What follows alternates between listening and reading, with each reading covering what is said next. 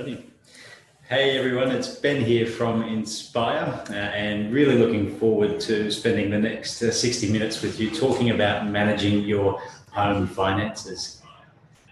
Now, I've also got Rachel Smith with me, who I'll introduce in a moment. Hi, thank you for having me, it's great. No worries. And as a reminder, these client-only webinars are just a chance for each month to stop the world of tax and accounting and give you a couple of real tips to think about the real difference to your business and your life. Now, as I mentioned, we're talking about managing home finances, and we've got Rachel Smith. Do you mind if I give you a quick introduction? Yeah, no, that's great. So I've known Rachel for a couple of years now, probably since 2014. Yeah. Goes back a while now. That's 3 almost, yeah. Rachel stood out. I met her through a group called Key Person of Influence, and she was one of the standout people there. And she definitely has stood out in other ways. For instance, she's a 2 times TEDx speaker, and this is the one that I'd really like to know more about in the webinar. Is that Rachel actually didn't buy anything for a year.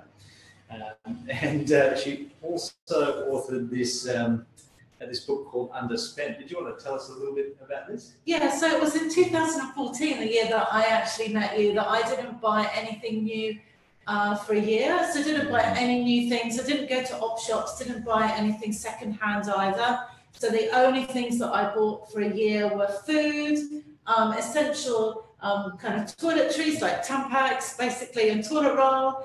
And then experiences. So I still went horse riding, still had massages, still went out for dinner, but I didn't buy any physical things. And I saved $52,680 in a year. Ooh, so that was awesome. It just shows that it's that impulse spending and the buying on stuff that just really drains our household finances. So that was 38% of my pay in a year. So and actually I went to a talk the other day and they said that 40 cents in everything that comes in, 40 cents goes on buying goods, and then 60 cents is on services. So it really does correlate with what I did, that, you know, we are spending a lot of money on stuff. Cool. And we'll share later on how you can get a copy of this book too. But pretty powerful stuff. Rachel's also going to share some things out of that as we go. Rachel's also a member of the Inspire family too. So you might see her in that Facebook group. And if you have any questions later on, I'm sure she'd be open to answering a few in the group as well. I might just check in how we're going, that all the audio is coming through okay, and alrighty. So we will keep through.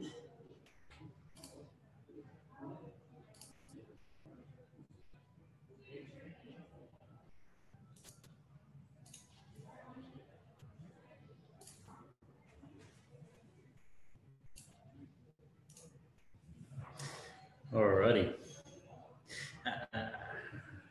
Where are we at? Okay, so before we jump into the meaty content on managing home finances, I just want to mention a few things that are coming up or on the horizon. Now, the next client-only webinar we have is actually on Thursday, the 2nd of November at 10 a.m. And we've got Glenn Carlson, who's the founder or CEO of Dent Australia, and he's going to be talking about standing out and scaling up. So pretty excited to hear from Glenn next month. We've also got, if you haven't seen them already, we've got our Save Tax workshops, which we're running now in Melbourne, Sydney and Brisbane. They're 2 hours in the afternoon from 4 to 6 p.m. And I'm personally going to be sharing the 12 tax saving strategies that have saved our clients almost $2.5 million in the last 2 financial years. And you can see behind us some of the, if you're wondering what that is, some of the impact statements that our clients have done. So, for instance, We saved a gym owner $8,732, and she is putting that into buying more weights. So yeah, that's. I just did awe at this. I'm just like, wow, yeah, it's so cool. Pretty powerful stuff there. And really changing people's lives with the things that they can do, like extending their house or taking their kids on holiday. Yeah. No, cool. Actually, I don't want to forget to run through, but I know that you've shared a little bit that I'm aware of people coming back to you after reading your book and implementing some of the strategies. I'd love to dig into that. Yeah. As well. Thanks, Rachel. This is pretty exciting. So some of you may know about our book that we're writing, Harvee and I, called Cashed Up, the 7 steps to pull more money, time and happiness out of your business. We've actually, if you got your diaries close by, pencil in Thursday, the 7th of December, in the afternoon, evening for a book launch. So more details coming on that soon, but yeah, we're really excited. Okay, now I guess let's change gears into the topic of today's webinar, which is managing home finances. Now, I'd love a bit of permission, and this is kind of, I guess I'm a little bit nervous sharing this stuff because it is so personal to me. I'm going to be sharing, I guess you might have seen my original post where my wife and I, Stevie, went through this journey of not enjoying the whole financial stuff, having no ability to communicate about it. And then, I guess that caused a lot of tension for us. And I guess finances is, I think, statistically one of the top 2 or 3 things that cause massive tension in relationships. It's the number one thing. Number one. It's the proven number one thing. Number one. Yeah. There you go. Yeah. I can attest to that. Stevie and I had a pretty tough time when finances were all over the place. And so, I'd just love your permission to be able to share that personal journey. Now it's not so intense at all. In fact, I can't even relate to some of the feelings and emotions back then. But and I think it's really good that you're doing this, actually, Ben, because, and you don't know I'm going to say this, but lots of people now are going to those kind of concierge services or the budgeting services where they just hand all their household money over to someone else. And that's great for some people, but you're still not solving the problem. The problem is still there. So I think what you've done, where you've gone on the journey and solved the problem yourselves, is awesome. Just passing it over to someone else doesn't, people are still going to be in the same situation 5 or 10 or 15 years down the track. And the longer you leave it, the worse. Yeah. That's it. But so that photo there is actually my wife Stevie and I, and that's a photo on our honeymoon. And I think at that stage we were somewhere in South Australia, travelling between wine regions. So we had a lot of fun then. But the interesting thing is, that's a time I remember of, financially it was all over the place. The business was a mess financially, and so was as a result, our personal finances as well.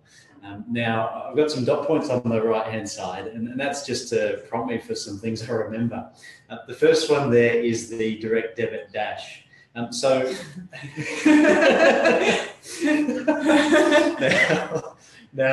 this is actually a true story. I've caught up with a few friends and they've also experienced the same thing.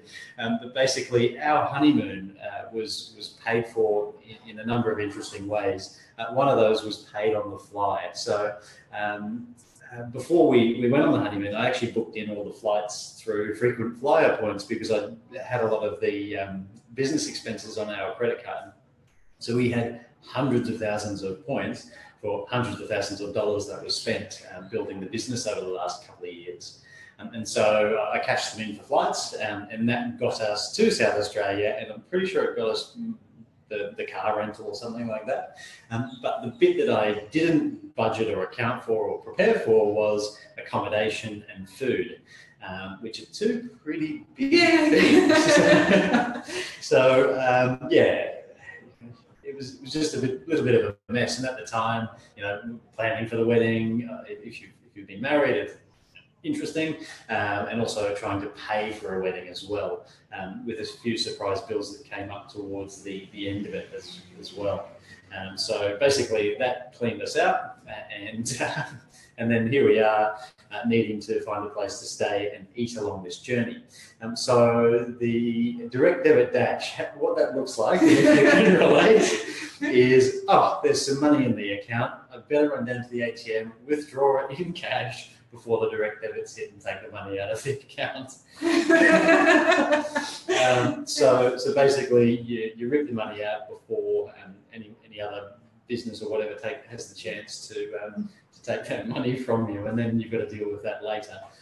So yeah, being completely transparent, I was doing that in Adelaide to pay for things like breakfast. It was pretty intense, and as you can imagine, made for an interesting honeymoon where some days we were fine, and we had accommodation, food all lined up and that sort of thing. But some days it was like, okay, we're down to our last $50. So did it make you feel anxious? Absolutely, yeah. While we had awesome fun on our honeymoon, there was great memories. It was, definitely. I also remember the stress and that sort of thing at the time. Again, being wiped out by the cost of the wedding itself. Plus, again, not putting the thought into, hey, we need to pay for accommodation and food. But that happens like all the time for lots of people. That's right. Yeah. And I think, the default might be to go into more debt through a credit card or something like that, or eat into savings that you put away for a different thing. Done all of the above. So, worst offender there. I remember when I was doing my year that I didn't buy anything new or second-hand. I was working in an engineering consultancy, and there was a guy who used to just every Monday morning he'd come to my desk and he'd be really angry that you're not buying anything. And near the end of the year, I said, Andrew, what's your problem? And because I didn't buy much, I wasn't like a shopaholic with masses of debt. I was like, I'm not going to send out Walmart and places broke. They're not going to go bankrupt because of me. And he said, I'm really angry because my family, he said, I've got a really good job, and his wife was a head teacher or a lawyer or something, so she had a really good job. And he said, we couldn't put our hands on $50 cash, and it makes me really angry seeing you doing this year because it's clear that you're saving a lot of money, and that's what makes me angry. He said, it's nothing to do with the not buying, it's that you've probably got cash now and we haven't. Wow. Yeah. And so he was like you were every single day. That was his life. Yeah. Just never any money. Yeah. Well, I guess the good news, and I'm sure again you can relate to this, Rachel, but it's actually not that difficult to change. No. It's just, personally, I think it's just behavioural. Yeah. So what I might do is share what worked for Stevie and I, I'm actually going to get quite tactical. I hope that's okay. But this is what we realised through this process. And what I've got there is each purple dot I'm going to run you through is actually a bank account. Inspire, that's the business or the accounting firm bank account, that was paying a weekly drawing into like an offset account. Paying down debt was and still is our highest priority at the moment. In the way an offset works is that any money that's sitting in there offsets interest that you're paying. So that's kind of, for context, I was pulling that money out from Inspire. Stevie, my wife, also works, and she's a vet. She's been doing that for about 18 months now at Green Cross as a locum around some of the Brisbane clinics. She was also getting paid. Actually, she wasn't at the time we were on our honeymoon, but when I implemented this system, she was getting paid, and all of that money was going into our joint account. So her salary was into our joint account, and out of the offset, I just took whatever I needed to top up if there was ever nothing there. How it worked, or I guess the big problem with that is that there is only one bank account. And so how do we know, how does Stevie and I know, and more importantly, how do we communicate what that money is for? So, is that for rent, or if we've got a big bill coming up, like, I don't know, it's an example of a big bill. Council rates. Council rates, Yeah. there you go. Yeah, so another 1,600 to $2,000 that's owed to the council. I guess, I might have had a picture in my head of what that money was for, and Stevie might be completely different to that.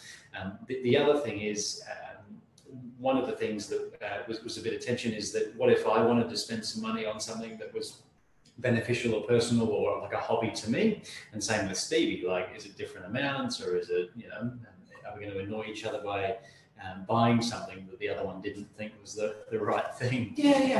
And so again, that system in itself of operating from one bank account, it made sense before all this, but it really does not make any sense at all, knowing that there's another way to do it. And so, this might be funny because I'm an accountant, but I kind of went a little bit overboard. So going from one account, and I think Rachel's got a few more than we do, but here we go. So here's some numbers and the extra accounts that we set up.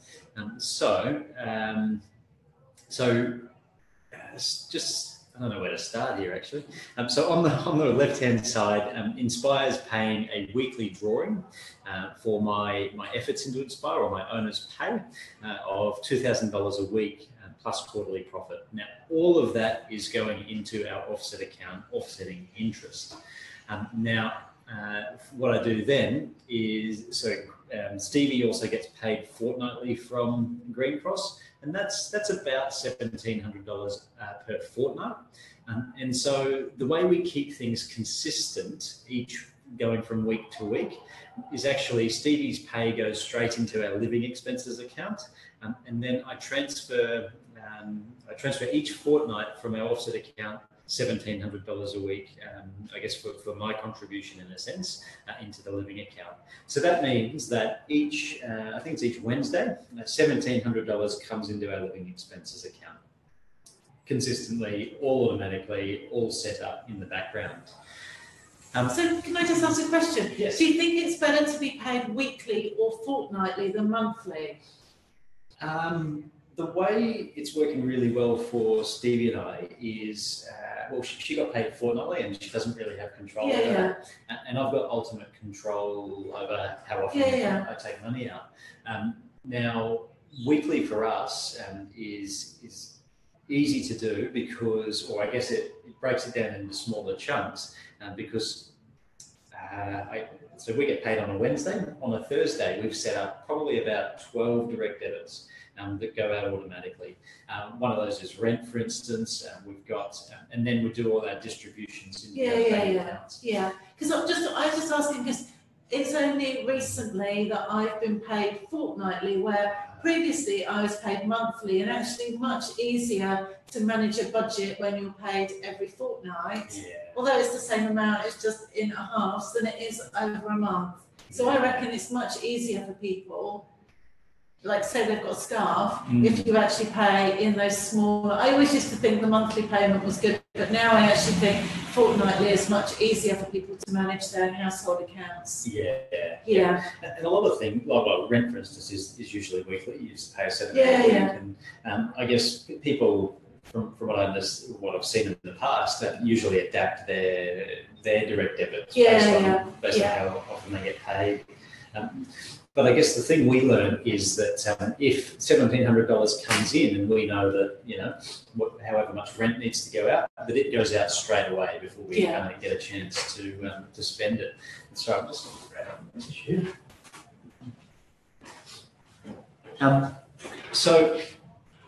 So we've got the alternating weekly. So Stevie's pay goes in, and then the other week mine goes in, and that's on the Wednesday. Now on the Thursday is when we distribute to all these other accounts. So it's usually not enough time to go and spend to get direct debit dash.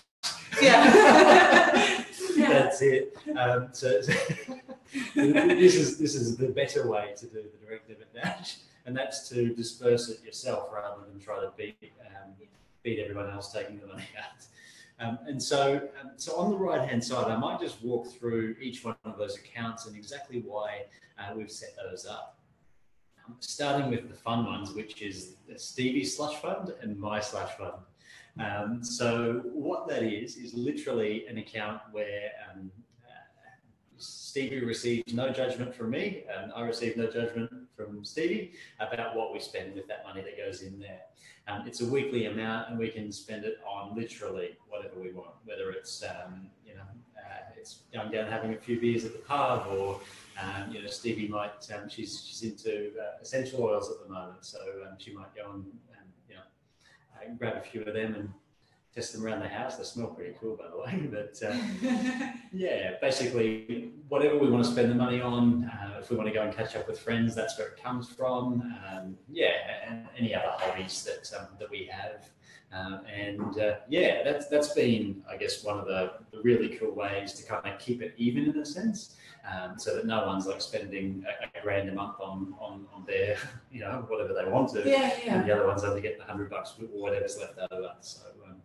It's a really nice. And there's no arguments there. It's really clear. Exactly. There's and it's worked really. And if you go into debt and you clear out your the slush funds every month on the first day, then you have to go for the rest of the fortnight. Then that's that was your personal choice. Exactly right. But if one person wants to save for something big, then that's their personal choice. Absolutely. And that's why it does work so well. Absolutely. And kind of related to that, we've actually got this entertainment account sitting over on the right-hand side. Now, that might sound a little bit slush fundy, and it is, but that's for Stevie and I's date nights, or when we go out for a meal or go and watch a movie. The money that we spend on that comes from that entertainment account. So it's kind of like the joint slush fund in a sense, whatever we want to go and have fun with. So that's that one. Up the top, we've got irregular bills. So this is things like the car rego or the insurance premium on the car, which comes around once a year. And it's also, a lot of people, I think, forget how expensive Christmas is. There's almost like an obligation these days to get presents for quite a few people. And even if your budget is $40 or $50 per person and you've got 10 people to buy for, on either side of the family, then that's going to add up quite quickly. So irregular bills are things like birthdays even, or Christmases for Christmas presents and that sort of thing. Plus, the car rego, or when the aircon breaks in the car. Or anything at home, like home. What about if something breaks at home? Yep. Yeah, that's it. So the irregular stuff that doesn't happen very often, but you know it happens. You just don't usually budget for it.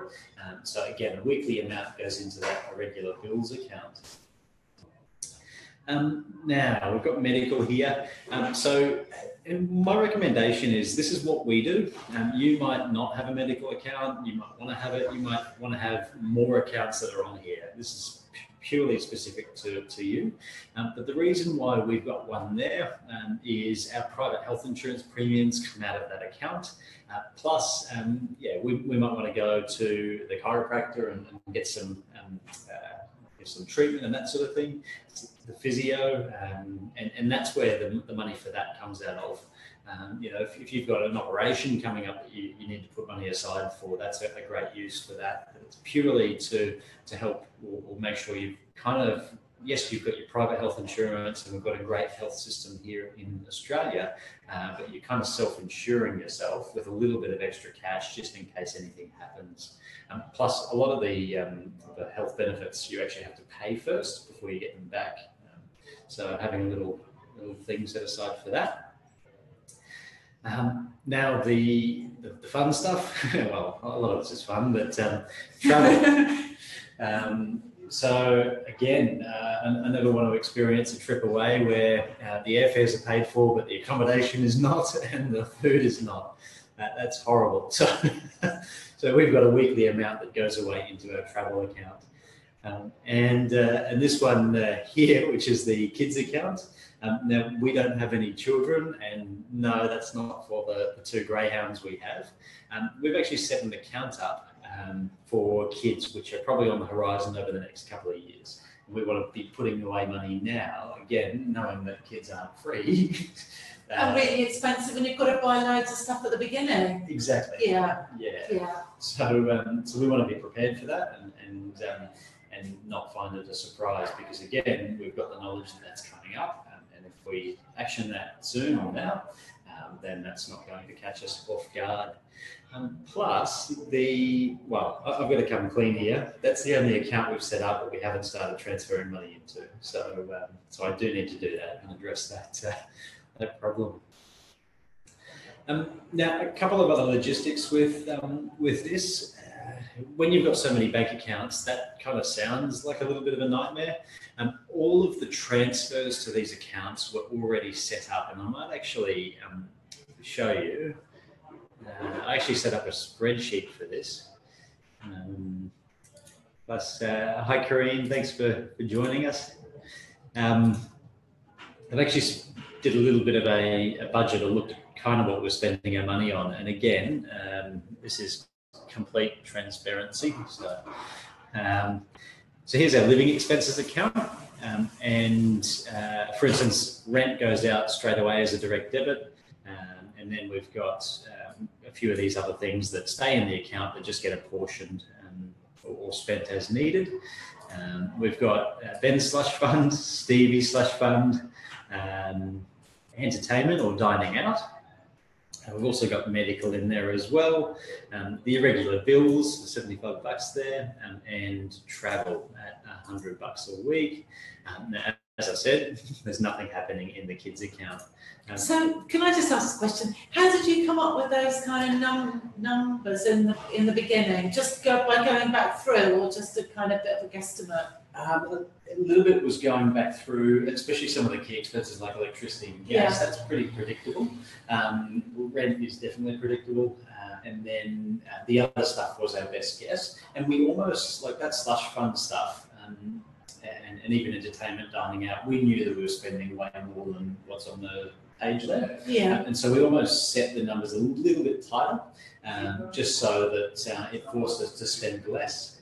Yeah. I mean, that's the reason why we did that. Because I think lots of people struggle with this. Yeah. Like, what should I set it at? And I know a couple of people have worked out what their electricity is for the whole year. And then they've divided that by, say, 52, and they've actually set it up so that they're paying like Ergon or Energex, whoever it is, every week. Yeah. But they control the money going to them. So those retailers don't like you paying every week, because then your bill or your invoices or whatever is like this long. But it just means then you're controlling it, not them. Yeah, I see. Yeah. That's actually even a better idea, and that gets the money off your hands. Yeah. That's or just working out, well, it was this much per week, and I'll put this much into my account each month, which is basically how I work mine out. Yeah, fantastic. So yeah, if anyone wants a copy of that, let me know. But yeah, it was just as I guess it's not really simple, but you just got to sit down, work out kind of what your expenses are, and then. One thing I wanted to share is a couple of golden rules and things that Stevie and I have learned implementing this sort of system. Just takes a couple of seconds for this to pop back up. So here they are at the bottom there. My recommendation is set up direct debits so that you don't have to think about it. So as I said, we get paid on a Wednesday and everything goes out on a Thursday. So it splits into all these different accounts. Red goes out, and what you're left with is then what you know what to spend. So how does Stevie know, for instance, what she's got to spend in her slush fund? It's actually in the bank balance, and she knows. Now, number 2 there is check your numbers every month. And what I mean by that is, and this isn't an extensive process.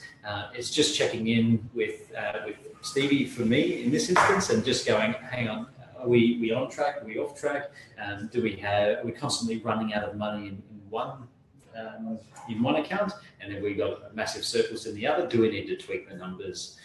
And that's what the purpose of just checking those numbers each month is. But again, it's sometimes as simple as that conversation. But you don't want to set this up and forget about it completely. Is what I'm getting at. Number 3 here, the goal is to just run out of money. And it's been fairly amusing. A couple of times Stevie's come to me and said, "Oh, we don't have money for groceries at the moment," and it might be Tuesday evening. And I'm like, cool, well, there's the feedback saying that we've probably spent enough this week. And the great thing is, yes, we don't have the money for groceries tonight, but we know that we get paid on a Wednesday morning, and the money will be there on Wednesday. So I guess the lesson there is running out of money is actually a good thing. And it's one thing it's doing is limiting your expenses or how much you're actually spending. But it's usually feedback, especially if you're just running out of money, that you're putting the right amount aside for whatever account that's in. And it goes back to the workshop that Harvee always does about Parkinson's law. Absolutely. Actually, because the more that you've got, you would just go, oh, we've got $150 left, so we'll go and buy $150 worth of groceries. Exactly. Where if you haven't got any money, you're like, well, use up what we've already got. Yeah. Or if you go to Woolies and there's $30 left in your grocery account. That's all you're going to spend. Yeah. And somehow you'll eat. Yeah. It kind of works like that. Number 4 there is to watch your bank fees. And this is something that I learned, and I've switched banks as a result. Now, so Stevie and I have card access to the living account, to our slush funds, and our entertainment and medical accounts. So they're the kind of 5 accounts there. Now, usually to have card access, they need to be at a bank like Commonwealth Bank, for instance. You actually pay fees on that for the privilege of having a bit of plastic. Now, there's banks out there who actually don't charge any fees for their transactional accounts. The 2 that I'm aware of are ING and Me Bank. Both of those let you have a couple of different accounts, especially like the other ones I said we don't have card access to. They're actually set up as savings accounts. They usually have no fees anyway. But ING and Me Bank, you might know of some others that actually have no fees on those transactions. And I think there's Suncorp that have the new adverts about the multiple accounts. Oh. But I don't know what their fees are, or if they have fees, or Yeah, I see. Well, I think the banks are cluing on that the $4 a month or $5 or $10 are starting to piss their customers off. Like, they're only just getting onto that now. But for a while we were paying, especially when there's accounts that you have to put, I think, probably about $1,500 a month in to get fee-free. Some of these we weren't doing that. We were paying $4 a month on a couple of different accounts, and see you later, CBA. And the last one there is a complete review each quarter. So that spreadsheet I showed you where we had the different allocations, this step 5 is a little bit more than a conversation. It's actually going and checking that all your allocations are spot on, or they need to go up or down. Like for us, for instance, that kids account that's getting $0 each week, that's got to change. And what we need to do is actually work out where that money is going to come from. So what are we going to say no to put money aside for the kids in the future?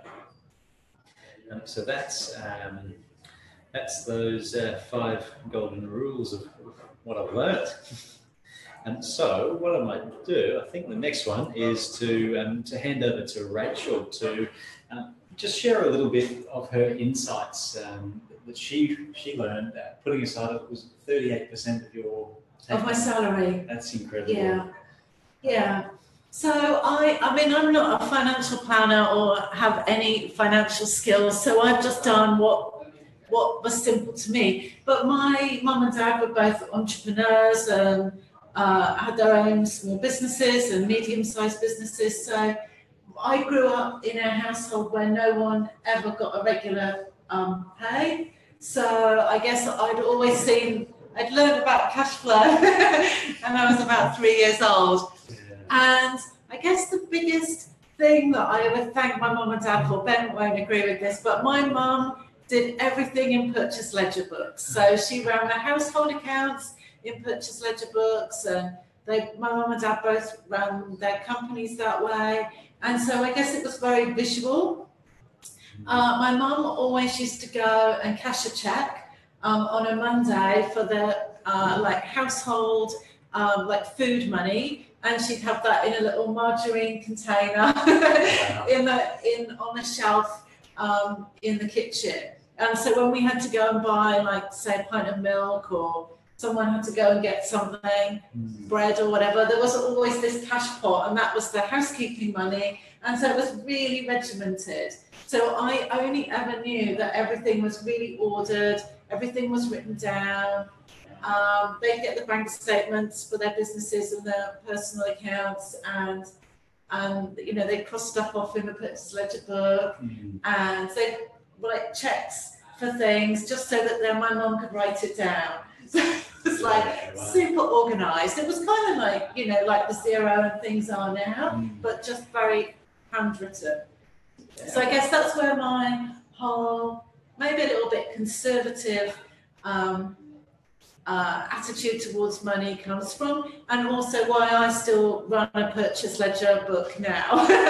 So I write it up in spreadsheets, but I actually do still write it down in purchase ledger books. So my system is very similar to Ben's. So I have the current account, and then I have 11 other accounts. So they don't have any cards, so there's no fees on those. And then when the money comes in, it gets divvied out into the different accounts. So at the moment, the accounts are the mortgage. There's one for bills, which is utility bills, so electricity, council rates, anything kind of like that, or any like household expense. So there was a problem with the flooring by the door, and so when I had to pay the builder, that's where that money came from. Then there's one for cars, so car insurance, car servicing, car rego, and any other miscellaneous car expenses, but not fuel. Then there's one for food, so any like groceries going to Coles or Aldi or whatever, that money goes from there. There's one for health insurance, so the health insurance, the money goes out of the current account, but then I put it back in, so I pay back the current account. So mine is a system where everything goes out of the current account, but the sub-accounts pay back the current account. Yeah, and then I write it down in the purchase ledger book. It sounds like it takes a lot of time, but once you're in that system, it doesn't. And I should also share that I've had a few incidents, so I bank with the HSBC, I've had a few incidents of like a restaurant or something has taken a double payment, or there's been a pay pass error, or there's been a couple of fraud incidences where the card's been used, you know, fraudulently. And I go into the HSBC with my purchase ledger book, and they roll their eyes, but I always get the money back. And the people at the bank have often said, you know, most people would have no idea if fraud was committed on their account, because they have no idea what's going in and what's going out and what the expenses are. Then there's a fun account, so anything from you're kind of like your entertainment one. Yeah. That's where when the invoice comes in for horse riding, then there's always money for horse riding, and then I just pay that invoice from there. Then there's emergency savings account, so that really doesn't have a description, but anything that's an emergency, because no one knows what the future holds, that has money in there. And then when that gets over a certain level, say like $5,000, that moves into the long-term savings account. And then there's a serious saver, and that's the long-term savings. So that's where I keep my, like, I think the Barefoot Investor guy calls that the Mojo account. So it's not an offset, but it's like your big amount of money that you've got saved that you could access, but obviously you get penalised from the bank. So yeah, money comes in, gets divvied out, and then those accounts pay back either the credit card. Sometimes I might pay using the credit card because then it's easier to transfer the money, or it pays back the current account if it's just been a cash or a or pay pass or whatever. Yeah, so that works really well. So lots of people who do the underspent programs say, oh, I do a spreadsheet and I've got pivot tables and I've got all of these kind of things, but I've got no money. And it's like, but the actual physical, I find, and you would as well, the actual physical moving the money, you could pinch from Peter to pay Paul sometimes, but it's actually the physical moving it into the accounts and being able to see it on the front page of what's in what account, and then doing the paying back actually means that everything's really easy, because the electricity bill turns up and it's just like, oh yeah, cool, the money's there. Or the car rego comes, it's like, oh yeah, cool. And then I'll go through every so often when the accounts have got way more in them than they need, and then I move that into the serious saver as well. Fantastic. So you just take the surplus and yeah. So say like the food account, I think is $300 a fortnight. And then sometimes that might have got up to like $600. So I'll take $300 out and put it into the serious saver. Yeah, wow. Yeah. There you go. Yeah, you just reminded me, I forgot to put my emergency account on there too. Yeah. Yeah, very important to have. Yeah. Called on probably twice this year. Because you might, like, I don't know, fall over and break your ankle and be off work, I don't know. Yeah. Or the front door might break, or you just don't know. Yeah. That's it. Yeah. Yeah, so I'd love to hear, I guess one of the things we found is we were spending money on stuff we didn't need or use. So do you have any sort of tips on how to identify that sort of thing? Yeah, so I got my first job when I was 13. Actually, I got two. And I worked out then that, when you were earning like £1 an hour, you've got to be, you've got to make good choices, because the £1 an hour, I used to work in a cake shop on a Saturday morning and like 6 hours, that was £6. And £6 doesn't go that far. And so my dad would say, sometimes my dad would say, if he would do a bit of a lay-by thing, but I learned early on, like at 13, which is the legal age that you can work in the UK, that you had to kind of make good choices about how you're going to spend your money. So I'd write it down on a list, and then I'd think about what I wanted, because normally I'd have to save up, because you might want a skirt or a dress, and that was going to cost you £18, and that would take 3 weeks. And so what I have is a 3-month waiting list. And some people do the 30-day waiting list because they're like 3 months is too long. And so in my iPhone, if I see something, like I might see a pair of shoes or a dress or a book, I type it into my iPhone. I write the date that I've seen it, why I want it, and then the date that I can buy it. So 3 months from the date I've seen it. And then every month I'll look on my iPhone at this, what I call the want list, and I'm like, oh no, I don't want that, delete. And I just go, because it's really it's the impulse shopping, I reckon, and the impulse spending that's the killer of people's finances. So I used to work with a lady. She'd go to the Queen Street Mall every lunchtime and come back with stuff from David Jones and Maya, and she'd be, oh yeah, it's nice. And she was like, I never really wanted that stuff. So she did the waiting list. She did it as 30 days. And she was like, there's nothing I wanted. It was actually just going to the shops was a habit. That's how she spent every lunchtime. And just buying stuff was a habit. And she was in so much debt. And now she doesn't buy anything. Or she waits like a long time now.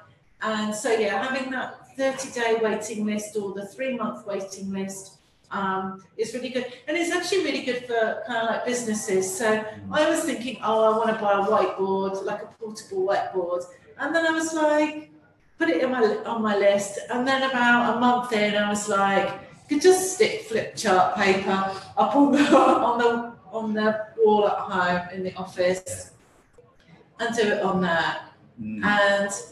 Yeah, so quite often if you have to wait, you almost solve the problem yourself. And you're not just going to Office Works to buy a pad of post-it notes and coming home with like $500 worth of stuff that you didn't really want and you didn't really need. It's just putting that pause in. So it's not saying you can't have stuff, it's just really wanting it, if you know what I mean, rather than just thinking you want it. And so that's fighting the sort of impulse buying habit or human behaviour that we have. Yeah. Because it's really hard. We live in a society where the kind of unwritten ground rules are just spend, be in debt, afterpay, credit cards, quick loans, payday loans. It's all geared to just this underlying rule that everyone's just spending, and so people get caught up in that. Where if you just take a step back and say, if I just think about this for a few days, do I really want it or even need it? Yeah, and could you? Because I've just seen Afterpay pop up here and there. I haven't actually used it myself, but I'd love your. I guess what do you see as the alarm bell there?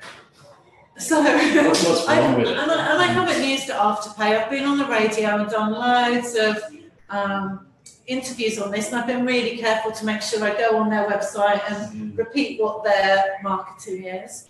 But my understanding is that you go into a shop, you see something like this speaker. We've got this microphone there. So let's take the speaker. The shop assistant says, do you want to use Afterpay? And you say yes. And so they must just swipe your credit card or something, and then you pay in I don't know quite how it works, but you pay in 4 installments, so 4 installments over 8 weeks. But they've not checked to make sure that you haven't gone to 50 other shops that week or that lunchtime and bought, $10,000 worth of stuff before you go and buy the speaker. Yeah. And then it's up to you to make sure that you pay the 4 fortnightly installments. But if you don't have a budget and you don't really have much money coming in, and you don't know what your money is in your account, then I reckon it could be quite easy to kind of overspend. So I actually did some research with 60 people who did my previous, or the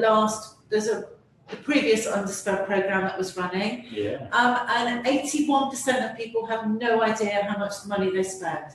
Not on a weekly basis, a fortnightly basis, a monthly basis, or an annual basis. They have no idea. And 85% of people have no money saved, but literally no money saved.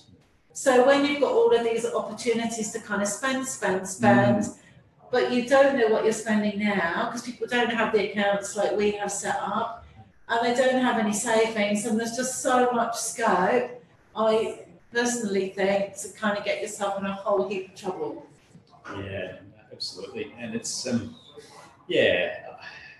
find it almost like, especially in the business as well, like we have to, as much as that we can, put ourselves in an environment where we don't have access to money for certain things. So it limits our kind of like our human nature or human tendencies to just go and spend whatever we've got access to. And if you think about it, people in business, whether they're doing their business kind of cash flow, either in Xero or a purchase ledger book or a spreadsheet, at least you've got transparency. Most people who are being paid just go into their tax return, punch the numbers into their e-tax, it spits out a number, so they still don't know what they're spending. At least people who have got their own kind of business have got some transparency on a daily or weekly kind of basis. Some even are annually, unfortunately, but yeah. That's it. Alrighty, well, we might have a look to see if anyone's got any questions. We've got probably around about 10 minutes left. I'd still love to hear a few more tips if you've got them. Yeah. But also, I'd love to hear some of the transformations or people who have got written back to you about what's happened in their life. But just have a quick look. So Harvey's asked, what stops you from just transferring out of the kids' account and spending it in your slush fund? Harvey, the answer is nothing stops me or Stevie from going and doing that. Well, the first thing is there's actually nothing in the kids' account right now, but if there was, there is actually zero stopping us. And I almost think to a degree that doesn't matter because it's kind of hard to access. And Rachel mentioned the whole 30-day waiting thing or the 90-day waiting thing. If that money in the kids' account was in our living expenses, it would just be it's as easy as a tap of the card. But we've got to go and transfer the money out of the kids' account.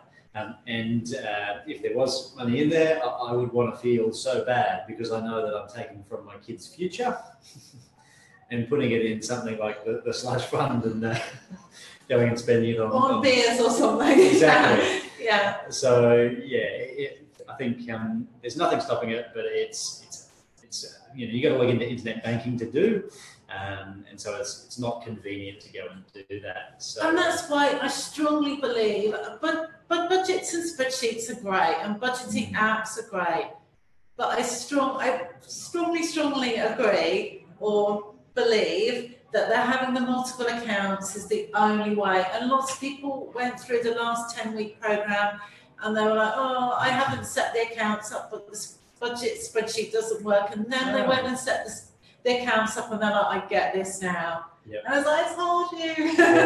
All of a sudden it works. Yeah. Thanks for that. And so if anyone's got any questions, I'm actually checking the in Zoom if you're logged on through Zoom, or actually keep an eye on the Facebook Live that's going into our Inspire Family Facebook group as well. Just pop away a question or two if you've got them.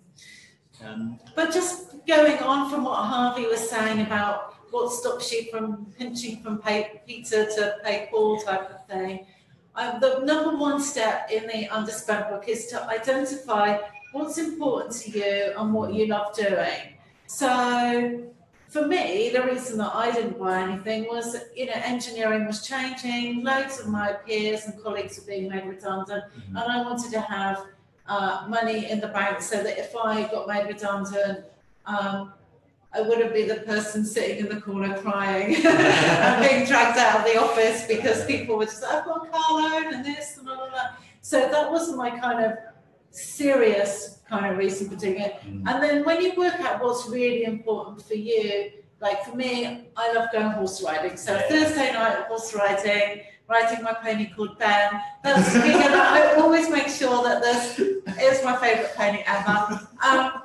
That's like a really important thing. So I'm happy to sacrifice, the flat white every morning so that I can do the horse riding with Ben. So once you've kind of set those kind of ground rules, it's really easy because you don't, if I had like a takeaway coffee fund, say, I would feel, but then I was pinching from the horse riding fund to pay, once you've worked out what your values are and what's really important, I don't think there's so much of that stealing from one thing for the other. Yeah, there you go. Actually, it's funny you mentioned coffees. So Stevie and I were in a bit of a habit, and this was around the time we implemented this thing, of actually going out and buying a coffee every day, and sometimes 2 times a day. And so I'm actually going to do the maths on the laptop's calculator, but let's say those long blacks that we order, I paid $5 this morning for one. Anyway, that's another story. But let's say we pay $4.50 for one. And there's me and Stevie, so that's $9 a day. We do this on a weekend as well, so that's 7 days a week, times 52 weeks in a year. That's $3,276 a year on coffee, or $273 a month. Now, coffee is that important to us, but there is another way to do that. And we actually got you can get coffee machines, like domestic ones, and have them sitting at home. And we actually had enough frequent flyer points to get one delivered for nothing. And so, not that I recommend spending money on credit cards, but we had the points there. And about a week later, we had a nice Breville coffee machine. And now all we do is pay for beans. So much cheaper. than the $273 a month.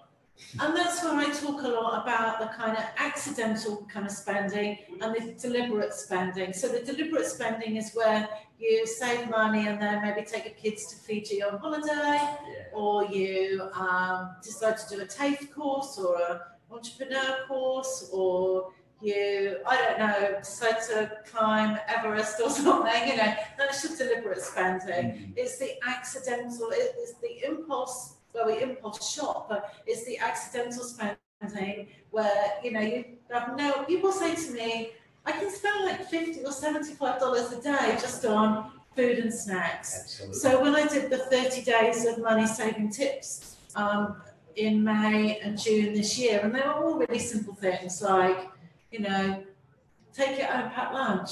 And people were saying to me, I was buying 2 coffees a day, I was buying my breakfast, I was buying my lunch, and you know, I'm saving now like £8 a year. And now, where before we couldn't afford to take the kids on holiday, now we can afford to go on holiday. And they're like, but I just had no idea of how much money I was spending. And so is that one of your first steps that you get people to do, is just actually become aware? So on the 5-day program, people go back through their last 2 months. On the first day, they go back through their last 2 months of like credit cards and bank account statements, and just look at where they've been spending. And people just like, oh, well, no wonder we can't afford to do nice things at the weekend, because we're just wasting, well, not wasting, but just spending accidentally on stuff. Yeah. And then people work out what their big dream is or what they want to do. So it might be to go horse riding, or to go and do a pottery course, or to go to Fiji on holiday. And then they're like, right, now I've got something I want to save for. So I'll cut out all those flat whites and the spending $10 on a sandwich in the food court. I'll make my own lunch, I'll buy my own coffee machine, and then we'll go on holiday. That's it. Alrighty, we've got another question from Neve. So Neve's asked, is it normal for a budget to change every month? We find with 3 kids, our budget and life is always changing, from school, sports, to events and daycare price rises. There is always something new because we haven't prepared for, because we didn't know about it, and then we have to redo the whole budget because we haven't set aside enough for them. So how can we avoid this and only relook at the budget, say, every 6 months? So I don't actually have a spreadsheet budget at all. I worked out how much those accounts needed, and then I actually do change the amount of money on, because how the HSB set up is you can see all the accounts, and I write, say, like car, and I might write like $300 a fortnight, but I change them all the time. Okay. Not like every month, but every 3 months or so I might change things. So, and then I quite often change what the accounts are for. So car used to be in with the utility bills, and then I moved it out and separated it into its own. I had a lot of problems with the HSBC when I first set it up, that they were like, why on earth why do you need all these accounts? And then when I'd saved a lot of money, I basically said to the teller, which was really rude and I felt really bad, I said, if you've got more than this amount in savings, you can tell me to get stuffed. But if you haven't, then you've got to let me keep them. And then he let me keep them. But I'm sure that's not their normal practice. Well, I was going to say, I'm sure that wasn't their normal practice, but now because all of the banks are starting to have all these different systems, they probably are much more open to having like a whole list of accounts. Yeah. And I'm starting to see it pop up. Like I know that the Barefoot Investor has been around for I think quite a few years now, but I've just seen more and more of that sort of philosophy of how he teaches these multiple account things pop up recently, and even a lot of friends and family mention him too. So it's and the banks are really worried because people are carrying so much debt. So if you're solving and sorting out the problem yourself, and you're shown to be making an effort, so to speak, then I think they'll support you. Well, I'd like to hope that they would. That's right. Yeah. And then they're probably secretly afraid, because the more debt you pay down and the more that you sort of stop paying to them in interest, for instance, then that's actually less profit they're making. they're probably not interested in helping you manage it. But also they've seen in other parts of the world where people were in so much debt, and then they lost their job or couldn't pay their mortgage, and then the bank would have lost money. So long term, we would hope that they kind of think holistically that it's good that people do have a bit of money, because if you just walk away from your house like people did in Ireland and America, that would surely cost them a heap of money. Definitely. But there you go. There, I was just with actually a financial planner the other day, and he said I think the 4 banks are the biggest 4 businesses in Australia listed anyway. Okay. So, wow. Yeah, so it's pretty intense. Yeah. How much money that they're worth and control. There you go. Alrighty. Well, I guess any last questions, please send them through. But we might just ask Rachel where we can, like you mentioned, a 5-day course or program. So there's a 5-day program. It costs $5, and you just basically get a worksheet every day. So you go through what your spending is, what your big dream is, what your debts are. 75% of people in Australia don't know what their debts are. So you say to people now, how much do you owe? They have no idea. Lots of people don't even know what they have left to pay on their mortgage. Like, no idea. People don't know what they've got on their credit card. Then you work through a bit of a budget, kind of, but what you can save and what you could spend. And then on the 5th day, you get an accountability partner or a cheer squad, and work out a bit of a 30-day plan of what you're going to do next. So, and one of the big things that people kind of learn to do is use up what you've already got. So, like you were saying, we've only got, we've got no money left for groceries until tomorrow. But most people who do my programs or come to my talks, or whatever, say, or they email me after, and they're like, we probably got like $1,000 worth of food across our pantry and our freezer that's out in the garage, and we could eat for a month without buying any extra food as it is. But so using up what we've already got. And most people have got heaps of stuff in their bathrooms, all the little hotel shampoos and the shampoo that you bought because it was on special, and we've got masses of stuff. We could all save heaps of money instantly. Just by using up what we've got. That's cool. And you said it's a 5-day program. Now I'm guessing for the people listening, it's actually not 5 days that you need to commit. Roughly, So roughly, how much time would it take on each of those days to completely revamp and change your financial life? I reckon probably an hour. An hour per day for 5 days. Some of the days would be smaller, and some of the days would be longer. Fantastic. So probably going through if you're not aware of what your household finances are, you have to go and get the statements out. It might take a bit longer, but then some of the days, most people know what their dream is really. Well, they might go for a coffee and sit down with their family and say, what do we really want to spend our money on?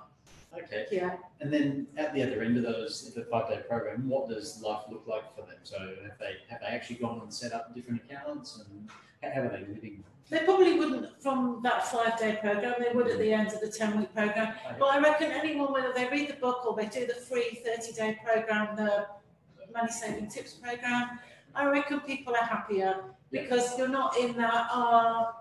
Ben's bought that, so I've got to buy it. You're following your dream. You know that actually, in my family, we're saving up to go to Fiji, and we're all going to go to a pottery class. Let's just say. So you don't care that you're going off to buy a microwave because we're on our own journey. And lots of people say, life is really difficult now because it's all about keeping up with the Joneses. It's all about competing with the other mums at school and all of this kind of stuff. And so it's really hard, and you feel pressured to do what everyone else is doing when actually your dream may be something over here. But at the end of the day, people are happier, they're cash rich, and they're financially secure. I reckon having money, cash in the bank, just so you've got a bit of security, and you're not worrying about how we're going to pay for breakfast tomorrow. Is just it's stress-free. I can definitely relate to that. No more direct debit dashing ever. Yeah, it was horrible. But anyway. Okay, well, I'll just do one last check for any other questions and then we might wrap up. Thanks to everyone who watched today and also who asked those questions. Now, Rachel, we've got that post in there on Facebook. Would you be able to pop in some links to where people can get definitely. more information? Yeah. Awesome. And then, as I said earlier, if you've got any questions for Rachel, then please pop them on this post, or feel free to just tag Rachel in the actual Facebook group we've got there in the Inspire family. It'd be good to put them in there, and then everyone else can see them. That's great. So ask away, and best of luck with revamping or turning around your personal finances. Thank you very much for listening. That was great.